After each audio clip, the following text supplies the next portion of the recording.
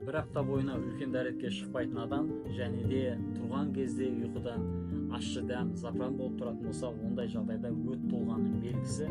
Өт толған кезде көп адам майлы тамақ жеме дейді. Ол дұрыс емес, себебі сізге мынандай майды қолданба деген шығар, пістенің болмаса зығыр май деген сияқты. Оның орнына пайдалы май бар, мынандай зәйтүн май дейді қазақша. Осы майлардан қолданғаны жақсы. Және де таңертеңгі тамақты ішерден жарты сағат алдын кішкентай шай қасықпен бір қасық ішіп қойсаңыз да, ол қандағы холестеринді түсіреді және де өт толғанның алдын алады.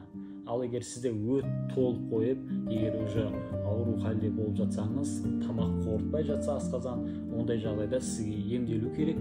Ондай жағдайда біз сізге құрттандыру өнімін ұсынамыз. Құрттандыру өнімі өт толғанды, асқазан ауырғанды, асқазанда язва, гастрит, изжога болып жатқандай жағдайларда өте жақсы емдейді. Егер сіз құрттандырып ішіп емделгіңіз келсе, 877 257 1419 WhatsApp-қа жазыңыздар.